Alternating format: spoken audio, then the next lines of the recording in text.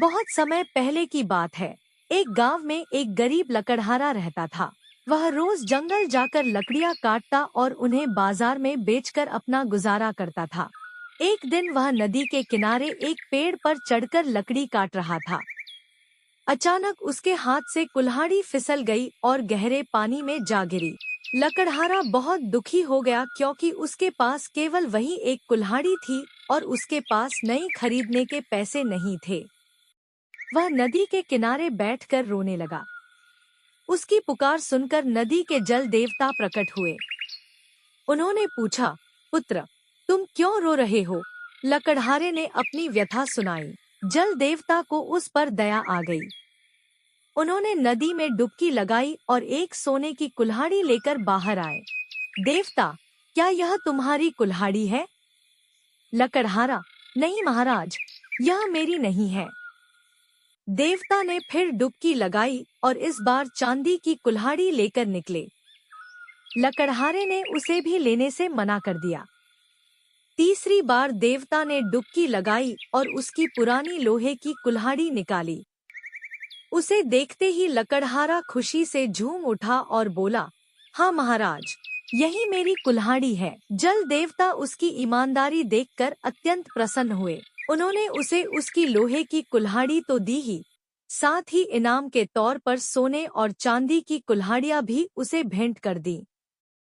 लकड़हारा अब अमीर हो चुका था, लेकिन उसने अपनी ईमानदारी कभी नहीं छोड़ी।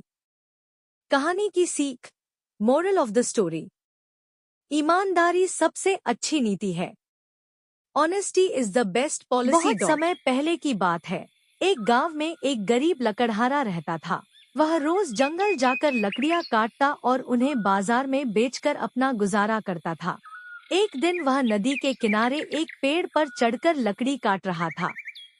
अचानक उसके हाथ से कुल्हाड़ी फिसल गई और गहरे पानी में जा गिरी।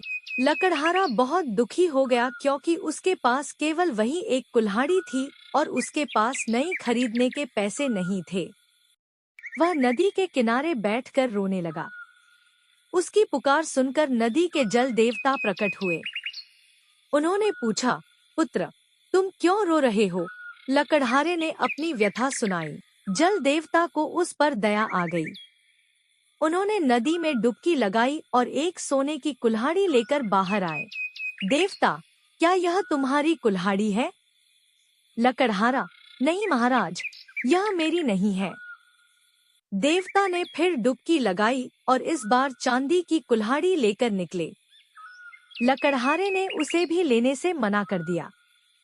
तीसरी बार देवता ने डुबकी लगाई और उसकी पुरानी लोहे की कुल्हाड़ी निकाली।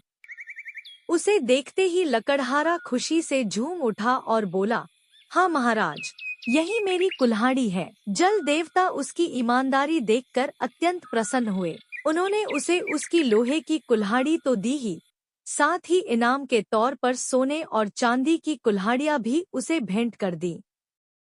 लकड़हारा अब अमीर हो चुका था, लेकिन उसने अपनी ईमानदारी कभी नहीं छोड़ी।